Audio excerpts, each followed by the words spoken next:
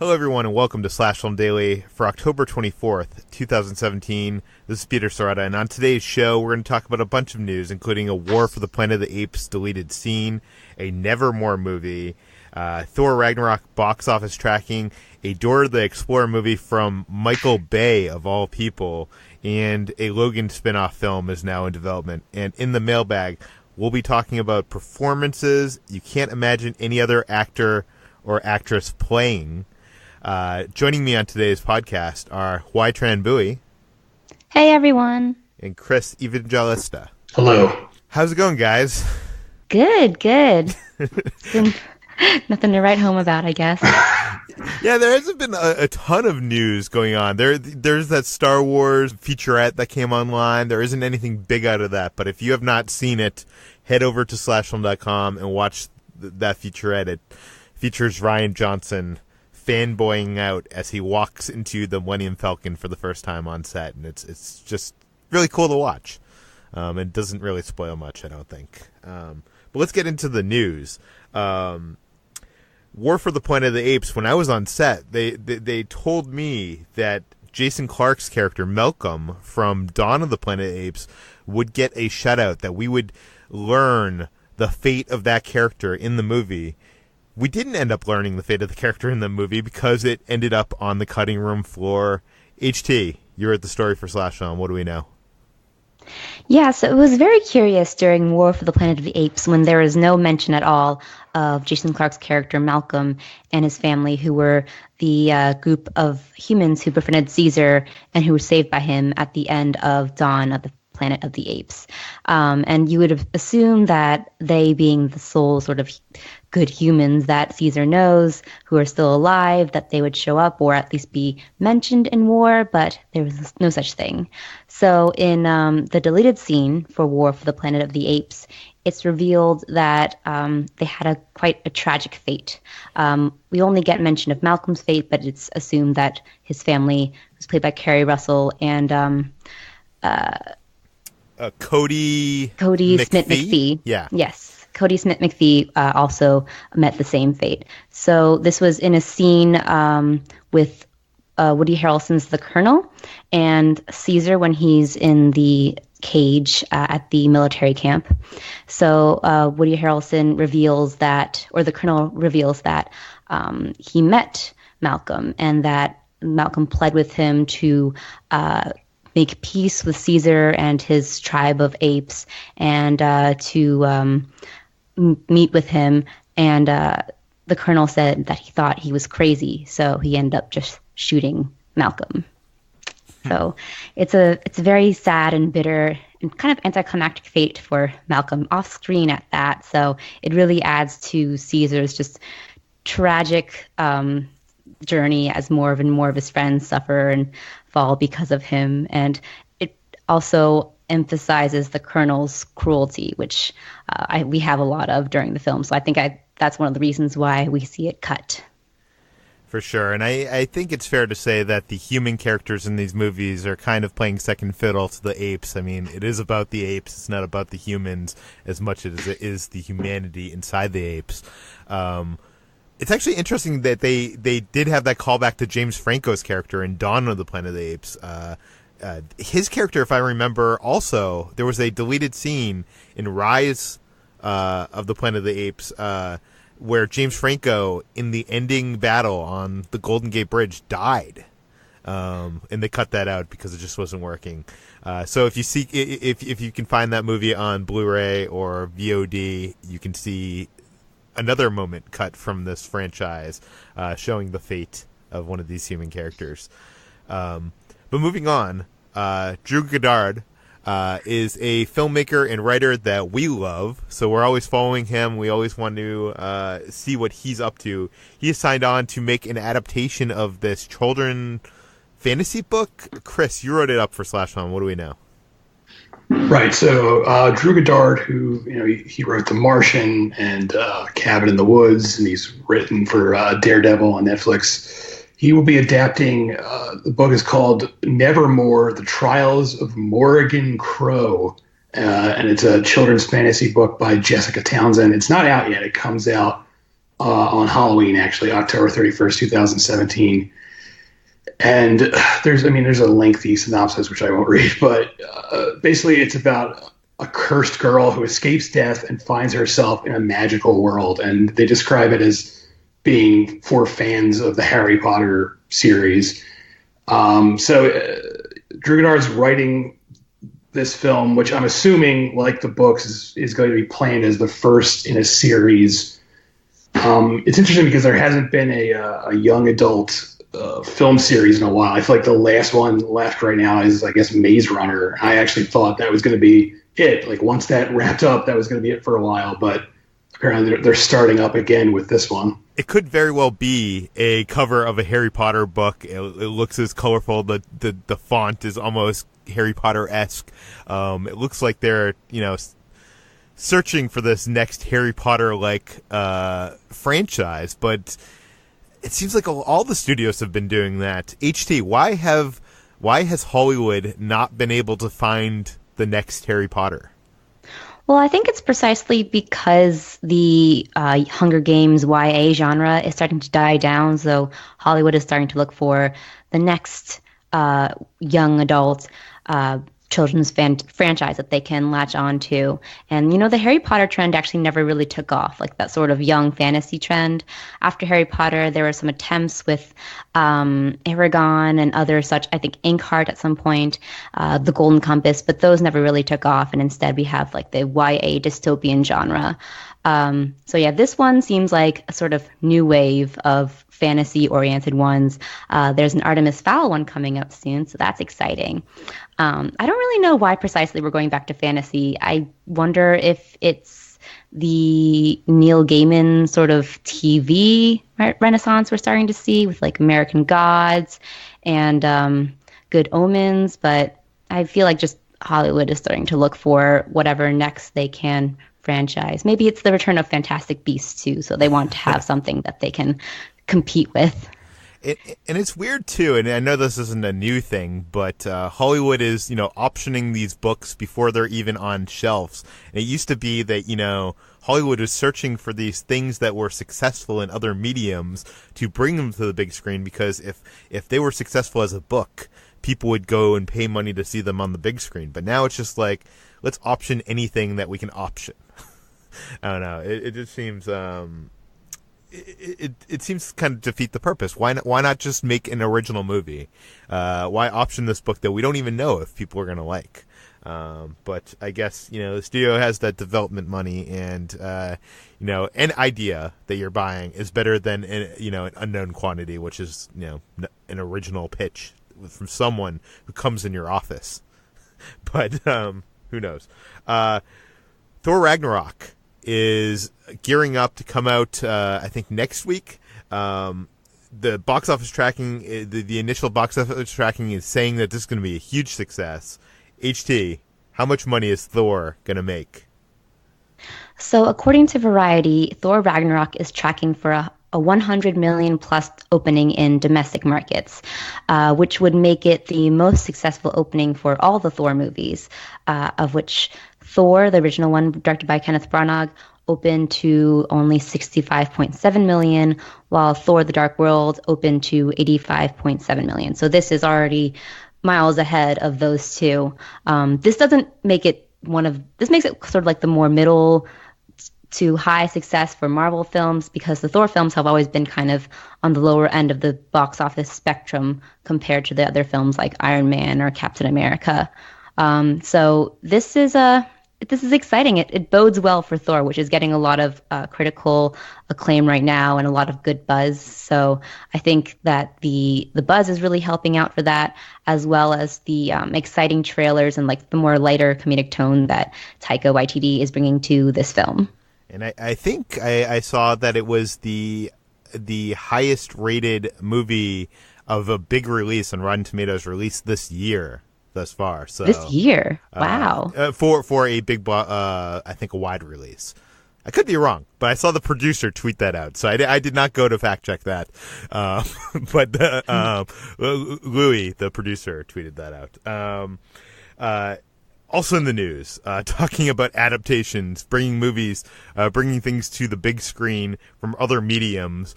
Dora the Explorer is going to be getting a live-action movie, from Michael Bay.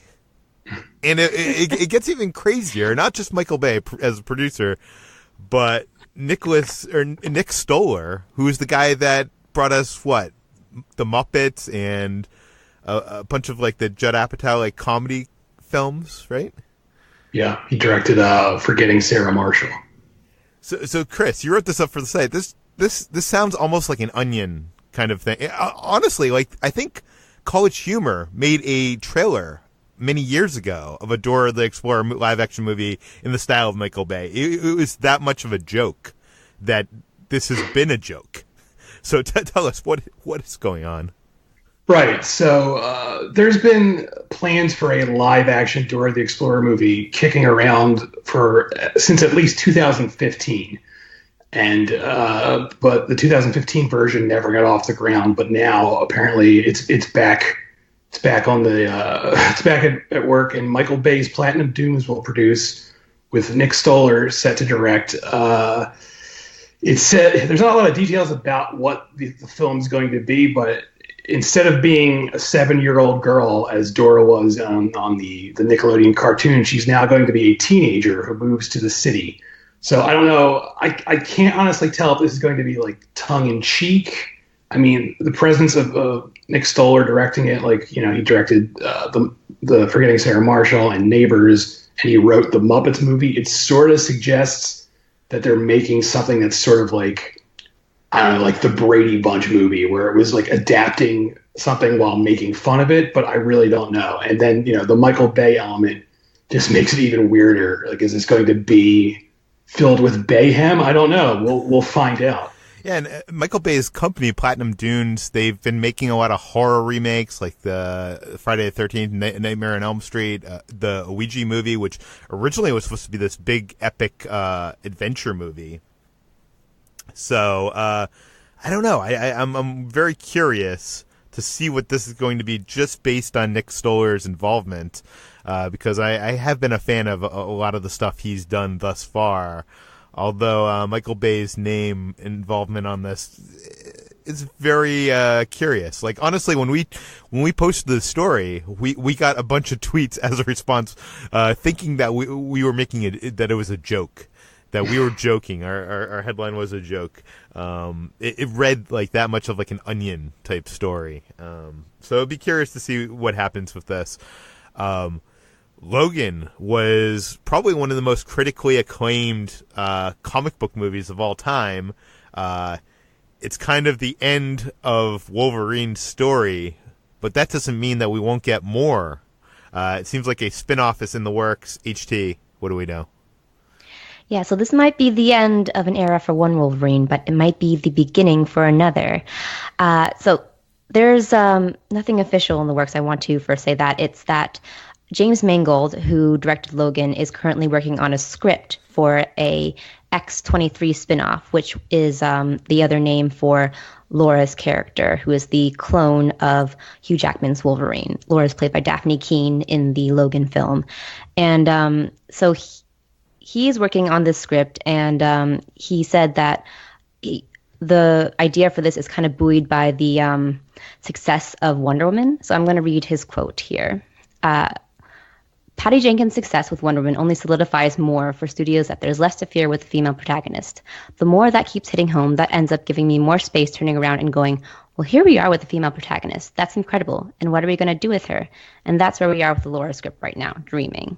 So he is currently working on that script, and the producer for Logan is also Hutch Parker is also encouraging of that fact. So this would be incredibly exciting for the X-Men universe, which is continually branching out to be one of the most interesting and creative superhero universes, despite the main movies being incredibly convoluted, because they are allowing for this sort of genre experimentation, like we've seen with Logan, with the Western, with the upcoming New Mutants, with horror, and with Legion doing whatever it is. So, this is a script that is in the works with that James Mangold is hoping to bring forward, and that would be really exciting to see.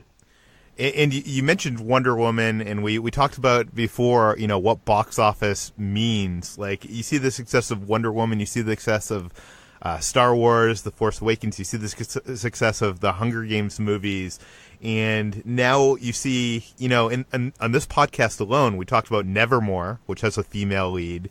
We talked about Dora the Explorer, which is a female lead, and this Logan spinoff, which is a female lead. That just goes to show you that, Hollywood is just trying to follow the trends, and hopefully this female lead thing isn't a trend, but just becomes more of the norm.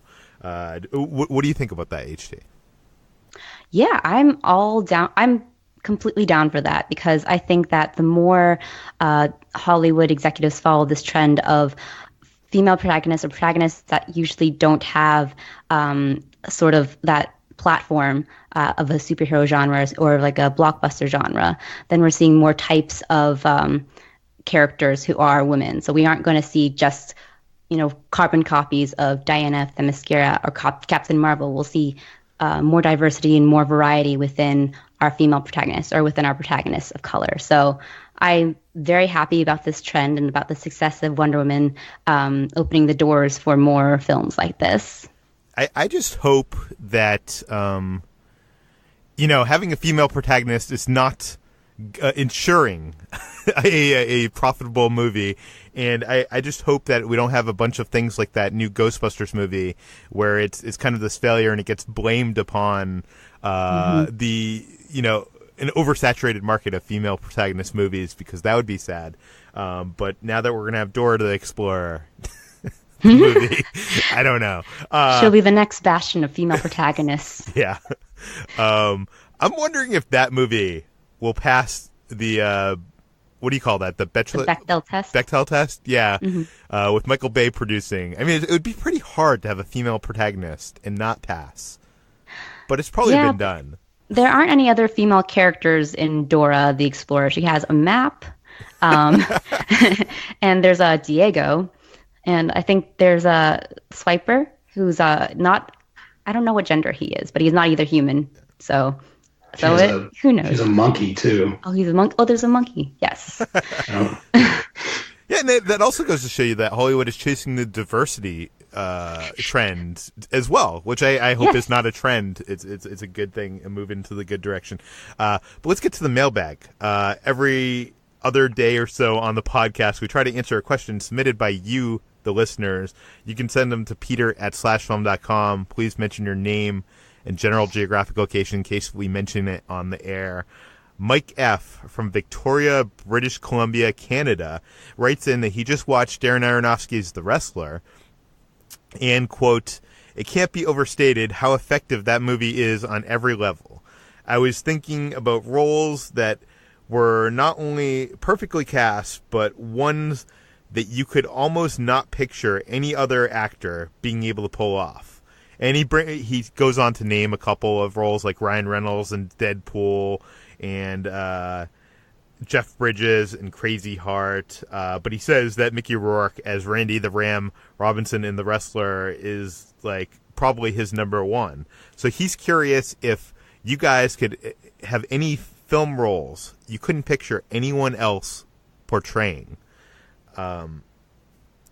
I'll start this off. First of all, I was thinking about this question, and it turns out the more I thought about this, the more I realized that most of my answers fall into two different categories.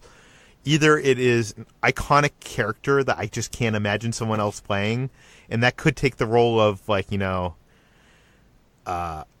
Robert Englund as Freddy Krueger. Do you know what I mean? And I wouldn't say that no one else could play Freddy Krueger, but I just can't imagine someone else playing because he has made that role so iconic. But most of my picks, I think, fall into the other category, which are great character performances that just like it's almost impossible to imagine anybody else in that role because of the performance and not the character being so iconic that they've created. I'll start it off though with Daniel Day-Lewis as Daniel Plainview in There Will Be Blood. I just can't imagine anybody else playing that character. I'm sure, you could probably find someone. And I think Daniel Day-Lewis has a career of movies that could be on this list. But There Will Be Blood, I think, was the one that came to my mind when I was thinking about this question. Chris, you have another Daniel Day-Lewis movie on your list.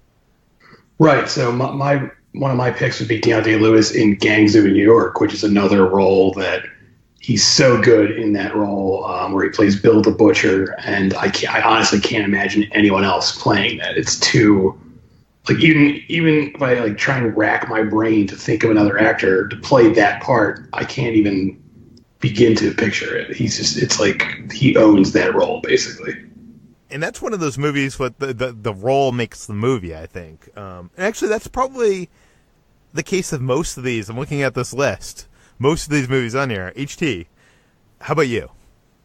So my first role isn't so much one that's so amazingly acted that it makes the movie, but it's the fact that this actor and his sort of celebrity persona really greatly embodies that character, and it kind of has this interesting dialogue between the role itself and the actor. So I'm talking about Ben Affleck in Gone Girl.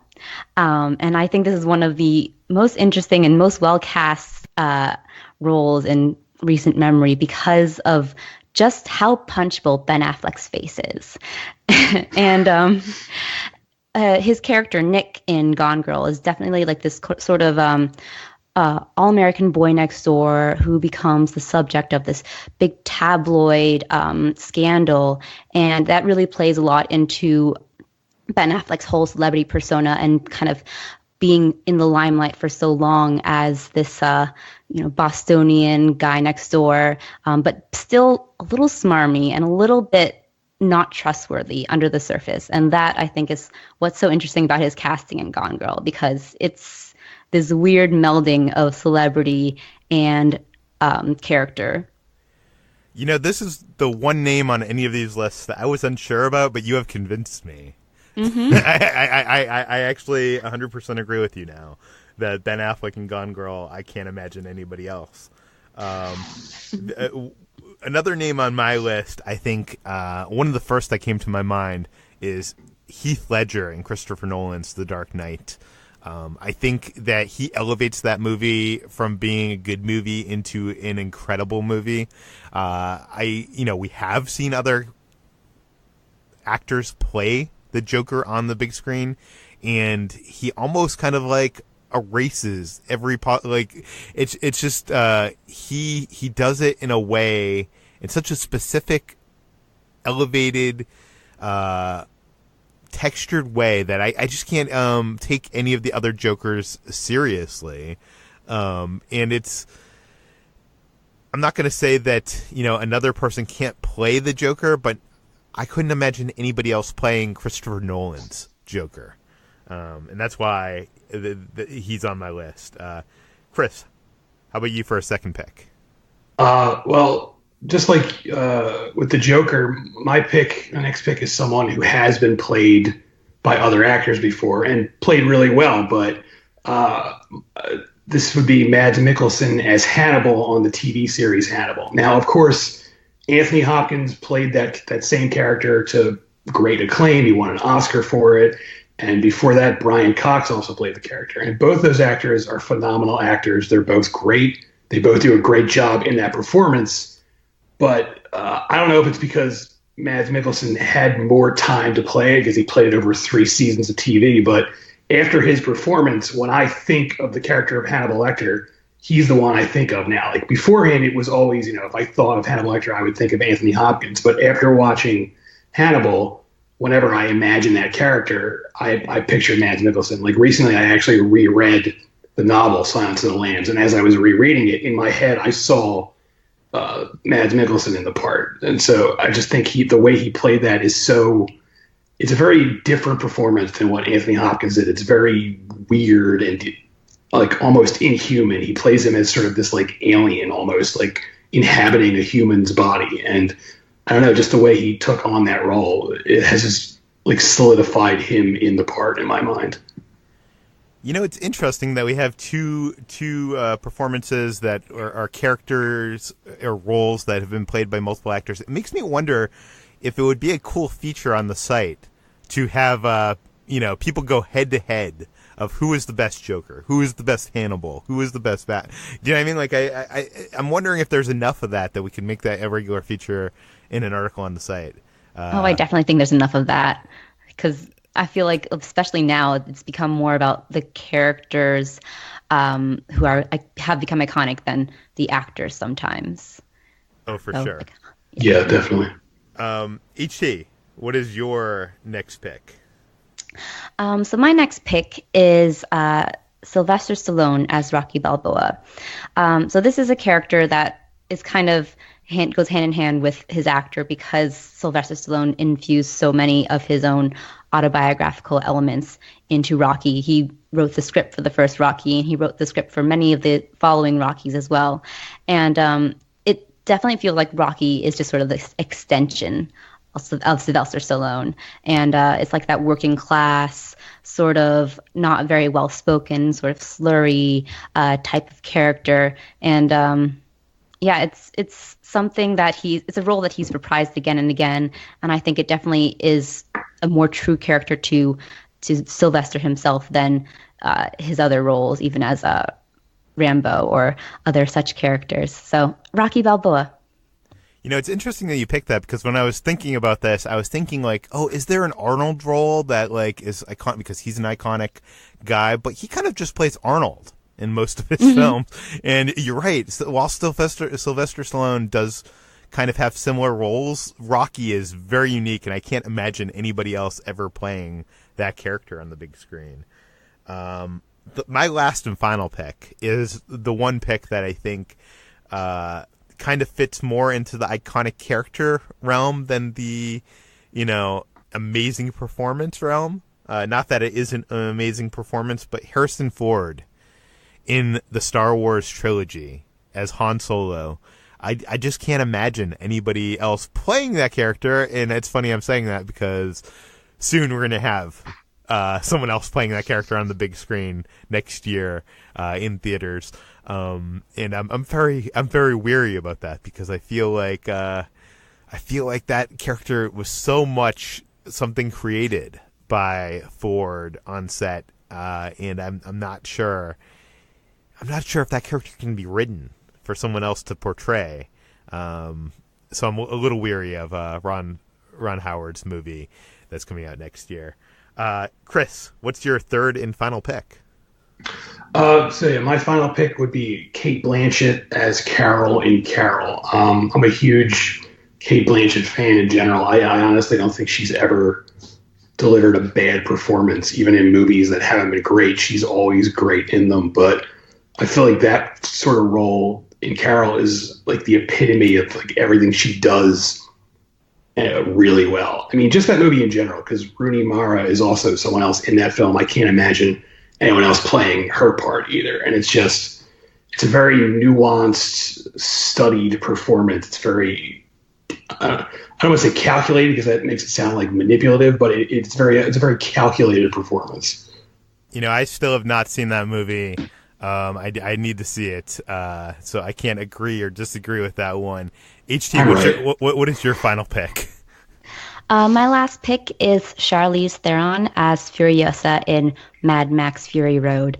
So this is the role that launched the Renaissance, the second wave of her career, and is still ongoing. And it is deserved, because she is amazing as Furiosa. She's just has this balance of stoicism and of this raw vulnerability that completely steals the scenes from Tom Hardy's Mad Max, which is not hard because he himself is a very quiet character. But Furiosa is the real main character of Mad Max Fury Road, and Charlize Theron shoulders that burden immensely well. And she really, there's a lot of sort of strong female characters that kind of can be placed in this sort of situation, but the way that Charlize plays Furiosa is just so unique. And I think that vulnerability that she brings to it, like, sort of like this regal, noble vulnerability, is what sets Furiosa and her performance as Furiosa apart. Well said. The one role I was tempted to put on this list, but I didn't, but I will mention it anyways, is Michael J. Fox as Marty McFly in my favorite film, Back to the Future, which did have someone else play that same part. Eric Stoltz played that part before Fox came in and replaced him. But the more and more I thought about it, the more I was like, maybe someone else could have been Marty McFly. They would have been different, but I don't know. It's so hard, especially when something is your favorite film and you've seen it hundreds of times, to imagine it any other way. And I feel like that's with Back to the Future for me. So, but I'm curious, you, the listeners, what are some of your favorite performances that you can't possibly imagine any other actor playing? Send it to us at peter@slashfilm.com. peter@slashfilm.com, and if we get enough, we'll mention them on the air in the coming days. HJ, where can we find more of your work online? You can find me at slashfilm.com. I'm on Twitter at htranbui, and I have a podcast, the Millennial Falcon Podcast, on iTunes. How about you, Chris? I'm also at slashfilm.com, and you can find me on Twitter at Evangelista413. And you can find me at slashfilm on Twitter. You can find all the stories we talked about today on slashfilm.com. And you can find this podcast published every weekday on iTunes, Google Play, Overcast, and on the site. And please go to iTunes, give us a rating, give us a review, spread the word, tell your friends. We can always use more listeners. And we will talk to you tomorrow.